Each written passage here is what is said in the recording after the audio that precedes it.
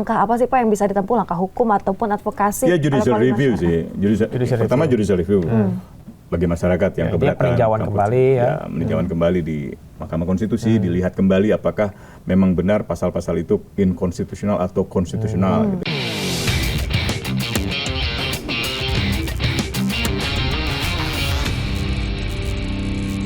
Anda melihat realita yang harus bisa tersampaikan kepada Presiden. Nah, menurut saya ini kunci orang-orang sekitarnya ini nih. Orang-orang sekitarnya harus membuka akses.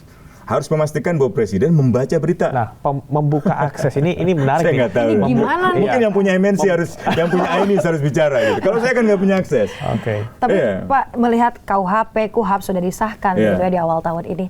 Langkah apa sih Pak yang bisa ditempuh, langkah hukum ataupun advokasi? Ya judicial review sih.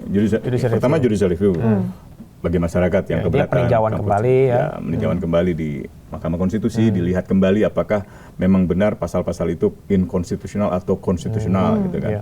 Yang kedua dari segi pemerintah mungkin untuk mencegah penyalahgunaan kekuasaan ya rancanglah peraturan pemerintah gitu, supaya jadi pedoman. Bagi Ketua Mahkamah Agung buatlah pedoman bagi para hakim supaya tidak ada penyalahgunaan pasal-pasal itu gitu. Jaksa juga demikian. Jangan sampai kayak kemarin jaksa juga dalam kasus Nadiem itu membawa tentara masuk ke dalam ruang sidang. Oke, apakah itu sesuatu yang baru pertama kali ini kita konfirmasi ya? Atau sebelumnya pernah ada seperti itu? Pernah, tapi tidak sevulgar itu. Apa? Nggak ada urgensi. Sebetulnya kan kecuali ketika ada sesuatu operasi terjadi militer dari Presiden Donald Trump mau menculik ketua pengadilan. Nah, tentara masuk ketika sesuatu boleh. Jadi ada backgroundnya dong. Kenapa alasannya? Nah, itu? dugaan saya ini karena ada konflik pertama antara kejaksaan dengan kepolisian. Selama ini ya kasus macam-macam nih, kasus timah gitu kan, dan dalam banyak kasus-kasus penegakan hukum lah gitu, sehingga kepolisian dengan kejaksaan seperti nggak sinkron. Pernah ingat gak kasus Densus diinterogasi di kejaksaan atau sebaliknya orang kejaksaan Jampitsus kalau nggak salah diikuti oleh Densus gitu kan. Pernah juga kejaksaan dikepung oleh Brimob. Ini ada konflik yang sebenarnya nyata di depan kita, tapi pemerintah nggak mengatasi konflik itu, malah mencari cara yang seperti menambah masalah kan. Harusnya kan konflik kejaksaan dengan kepolisian diselesaikan terlebih dahulu. Sehingga kejaksaan bisa kembali percaya pada polisi sebagai pihak yang bertugas melindungi dan mengamankan personil kejaksaan dan kehakiman. Bukan kemudian malah mencari cara perlindungan yang lain dari tentara. Berarti terkesan dibiarkan. Dibiarkan. Dan tentara juga harusnya menolak. Enggak dong, jangan libatkan kami dalam pengamanan jaksa. Kami bukan satpamnya jaksa. Kami adalah instansi negara yang melaksanakan kebijakan di sektor pertahanan. Kalau ada CIA, FBI, atau DEA datang ke Indonesia mau menculik Presiden Indonesia, menangkap atas alasan apapun seperti Presiden Venezuela, itu urusan tentara. Keamanan. Sebegitu besar tugas tentara itu. Bukan ngurusin ngawal jaksa, itu merendahkan fungsi konstitusional militer. Baik, ini kita beralih ke pasal-pasal selanjutnya yang juga cukup menjadi isu ya. Kalau kita bilang di dunia internasional ada pasal 411 dan juga 412 berkaitan dengan kumpul kebo ya, zina segala macam gitu kan. Apakah ini akan ada ancaman atau persekusi, diskriminasi terhadap perempuan atau komunitas adat atau LGBT yang memang mereka nggak punya akses untuk perkawinan formal? Bisa, itu bisa juga membuka ruang intervensi atau intrusi terhadap kehidupan pribadi. Ini kita harus bisa bedakan kehidupan pribadi dengan memang hak sejauh mana negara bisa ikut campur. Gitu. Negara bisa ikut campur ketika katakanlah sepasang atau sebuah pasangan gitu ya melakukan kekerasan terhadap pasangannya. Gitu. Misalnya pacaran dalam suatu nanti bioskop dia melakukan kekerasan atau di dalam rumah dia melakukan kekerasan, itu urusan polisi. Atau kalau bahkan dia kalau sah pun, misalnya kalau dia menikah dengan KUA dan seterusnya gitu ya, ada RT pun tapi melakukan kekerasan dalam rumah tangga, itu urusan polisi. Nah, selama ini kan kebalik ada tindak kriminal. Iya, itu kriminal gitu. Undang-undang PKDRT, undang-undang TPKS itu kan semuanya melarang itu gitu. Tapi kalau ada hubungan yang sifatnya kan banyak ya. Anak-anak muda sekarang juga banyak yang pacaran hidup dalam satu rumah, living satu together ya. Iya, biasanya untuk penghematan gitu kan, atau untuk belajar bersama gitu. Nah, yang menyusun undang-undang ini pikirannya terlalu ngeres menurut saya. Seolah-olah kalau sudah tinggal satu rumah pasti melakukan hubungan seksual yang katakanlah di luar kepatutan gitu kan, atau kalau sudah hidup di rumah dalam katakan dalam suatu rumah bersama gitu, sudah pasti ini selingkuhannya ini gitu. Jadi pikirannya masih sangat menurut saya rendah sih.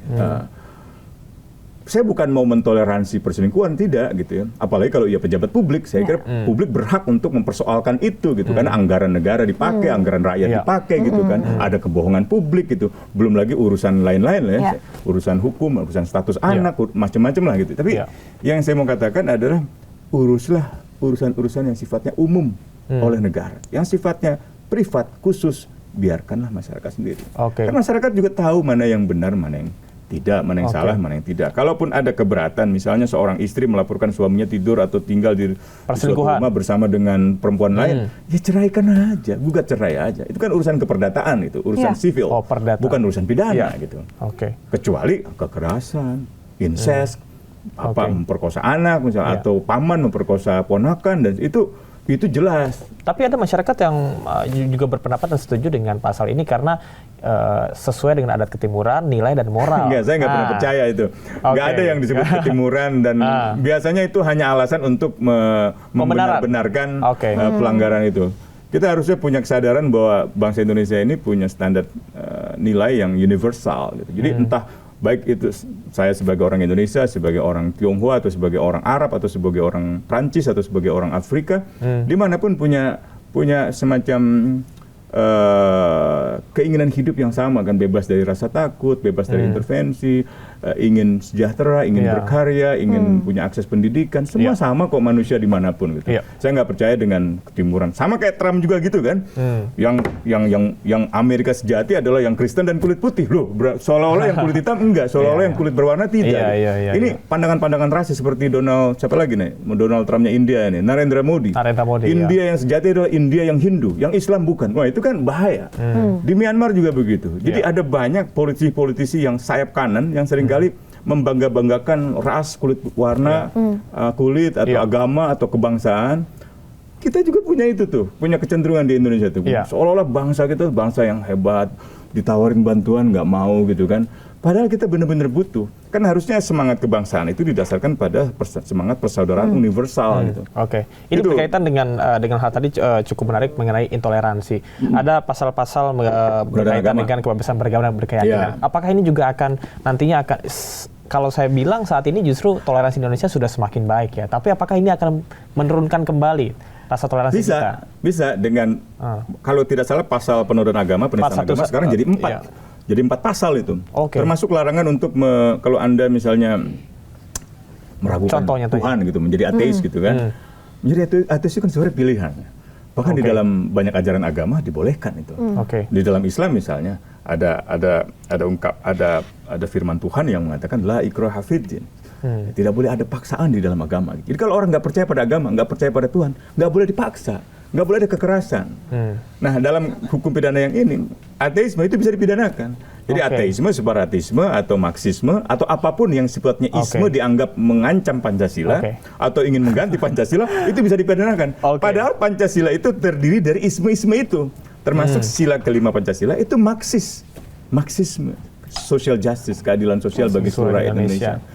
Jadi itu pembelaan lain adalah ini sejalan dengan Pancasila kita, ketuhanan yang Maha Esa. Itu kan bahkan di KTP pun Pancasilanya Indonesia. Ini kalau kita lihat Pancasila dari orang Indonesia kan ada agama. Mungkin teman-teman saya di luar ya agama tidak dicantumkan gitu kan, tapi di Indonesia dicantumkan. Artinya ada sesuatu yang membuat masyarakat mau lu percaya, mau lu nggak percaya, ya tetap harus punya agama gitu. Itu gimana? Ya akhirnya kan kita hidup dalam kesemuan kan, dalam formalisme gitu.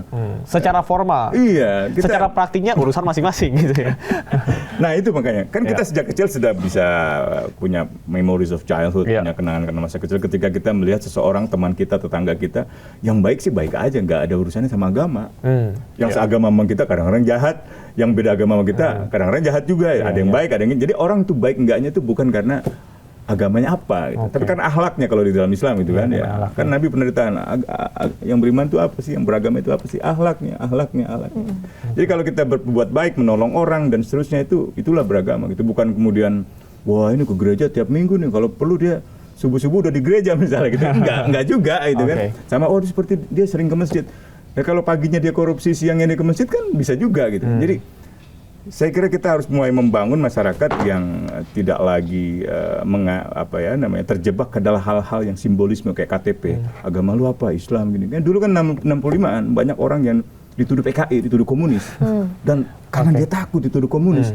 Dan kebetulan dia mungkin agamanya misalnya Kejawen di Jawa atau Katolik misalnya di Jawa juga banyak kan. Dia harus berubah agamanya menjadi Islam untuk perlindungan diri.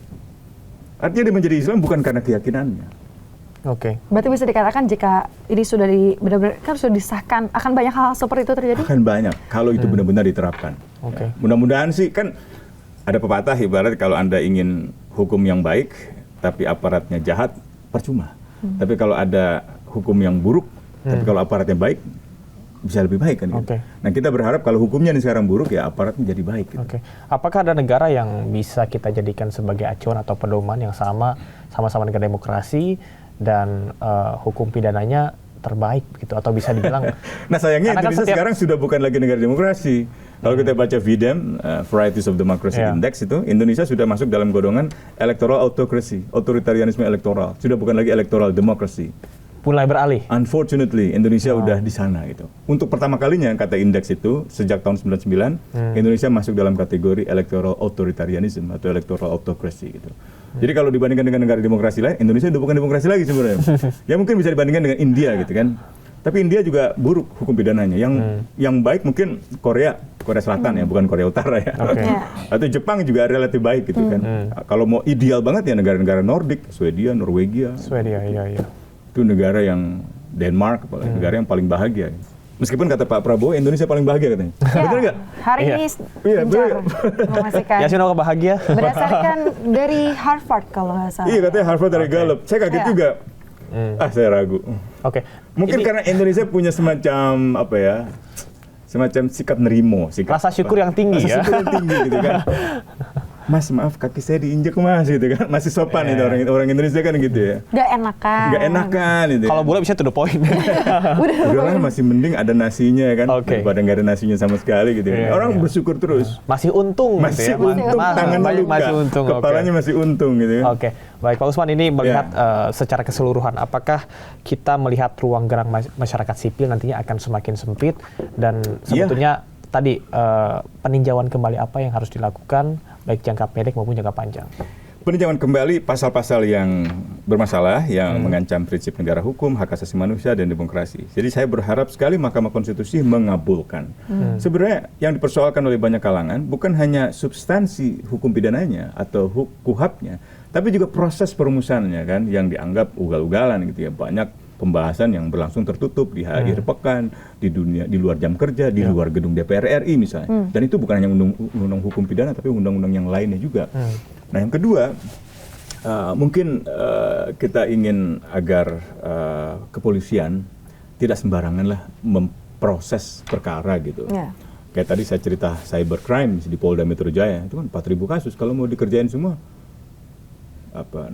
tipe semua tuh penyidik kepolisian tuh yang 120 untuk urusan cybercrime misalnya gitu kan. Jadi kejaksaan juga begitu, akan sibuk ngapain ngurusin kasus-kasus yang sekarang ini, penangkapan para aktivis gitu yang ya gimana ya, masih banyak permasalahan yang sebetulnya urgensinya lebih tinggi yang urgensinya lebih tinggi gitu. Itu yang menurut saya harus ada perbaikan lah.